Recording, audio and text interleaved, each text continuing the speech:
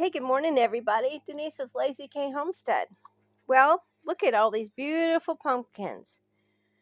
The long ones Kelly gave us, they are a Dickinson pumpkin and I think mixed with something else. I'm not quite sure.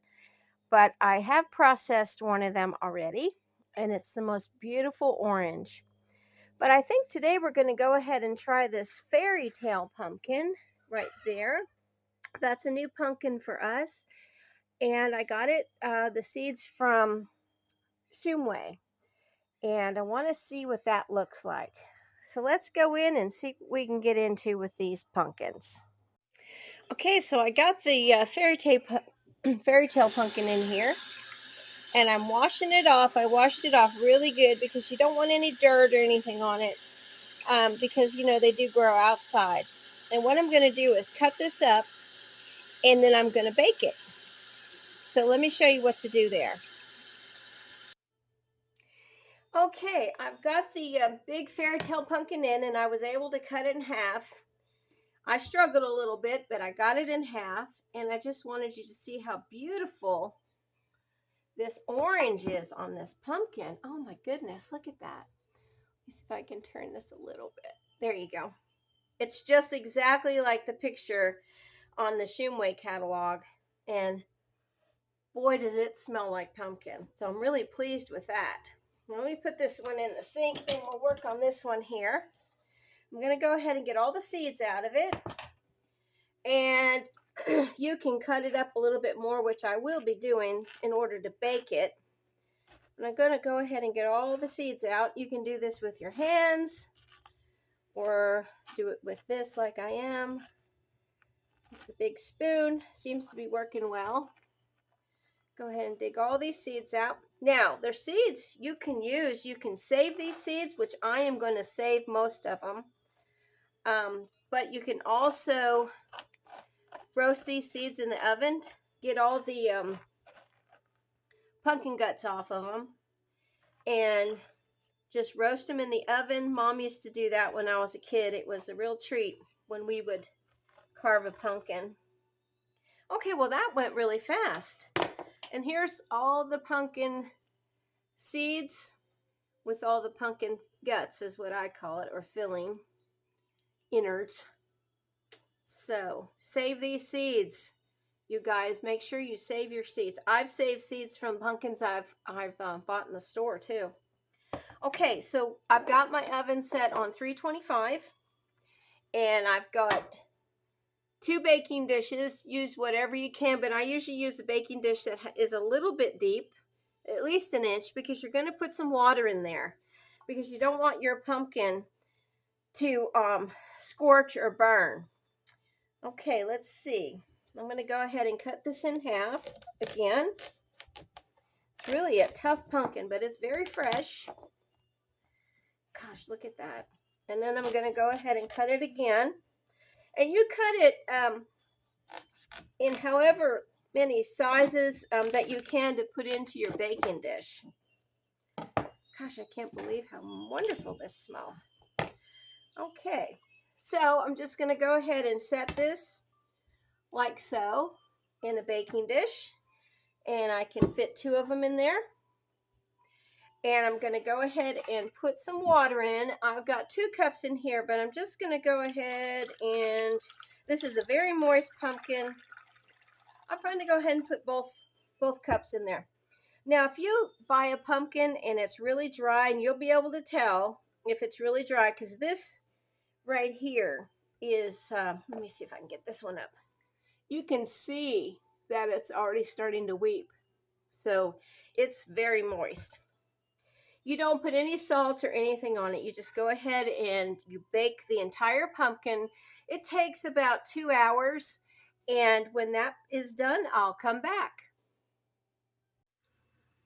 Hey guys, so while I'm baking my pumpkin, I thought I would show you how I save my seeds. It takes a little time. It takes a little patience.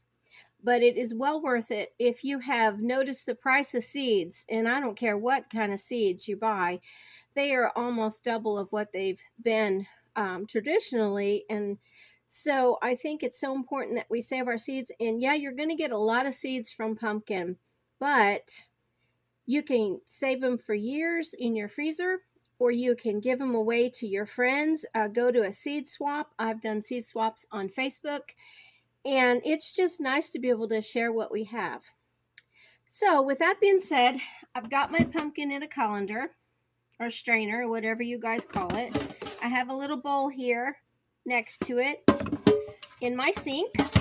And I say do it in your sink or outside, but I do it where there's some water, because you're going to want to run the water through this pumpkin.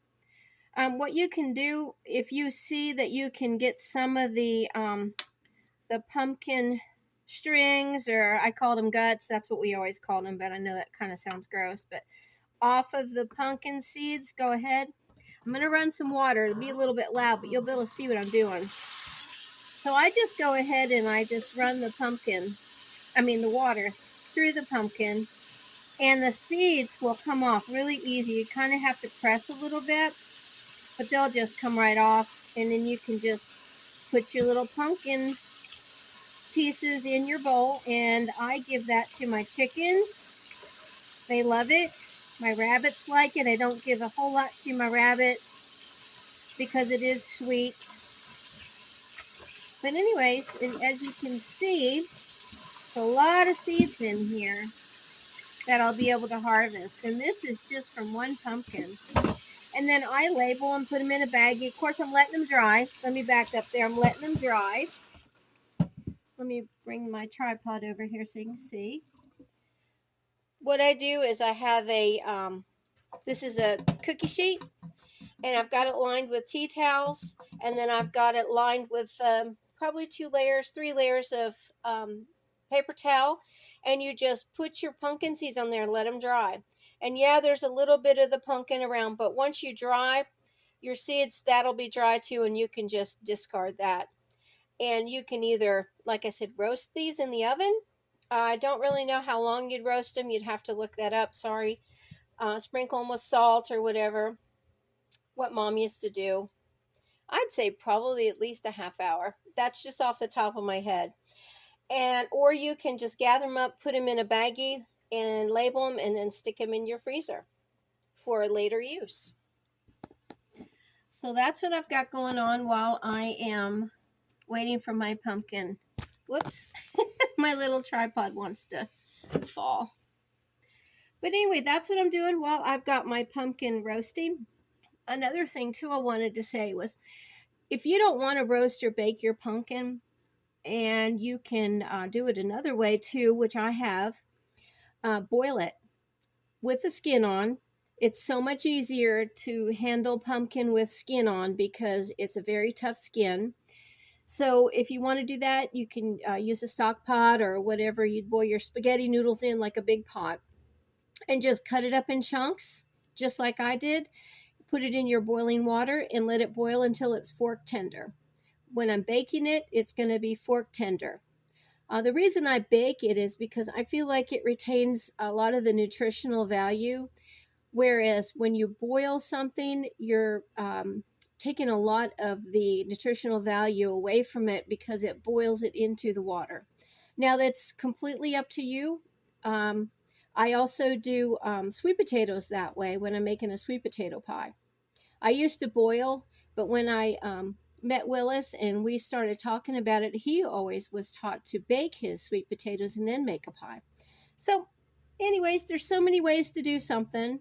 I just thought you might be interested in that. So I'm going to go ahead and continue this, and we'll be back. Okay, so this has been about 2 hours in the oven, and as you can see, it's fork tender. I let them rest. So everything is really nice and easy to work with. So what you want to do is you want to take off your skin, and you can just peel it back, or you can take it back with a knife. Some pumpkins are different from others. Some of them, they'll just peel right off. This one, I'm just going to go ahead and just peel back like so. And you want to get all that wonderful pumpkin flesh. And you can process this several different ways. I do mine in the food processor. I've also put it through the food mill, if you want to go that route, or because it's so nice and tender, you can just go ahead and use a potato masher and just mash it down and get it to the consistency that you want for whatever you're baking or cooking. You could use a hand blender, but you can see I've got that on how it's so tender and cooked so well that it's fallen apart. So there's my food processor bowl, and I'm just going to go ahead and just pop it in there like so. And I'll do the next one. And even though there is some pumpkin on this skin, if it's a lot, I'll go ahead and take it off because I try not to waste anything. Wow, that is so good. I can just go ahead and squeeze it off with my hands. Can y'all see that? Let's see, that's probably enough for that. And I'm going to go ahead and put it in the food processor. Let me wipe my hands off real fast. And I'll be right back. Okay, so I put this in the food processor. And see, it's really nice and pureed. And I'm just going to let it cool down a little bit more. And then I'm going to measure it in 2 cups. And I'm going to put it in my freezer bags. And then I'll just freeze it.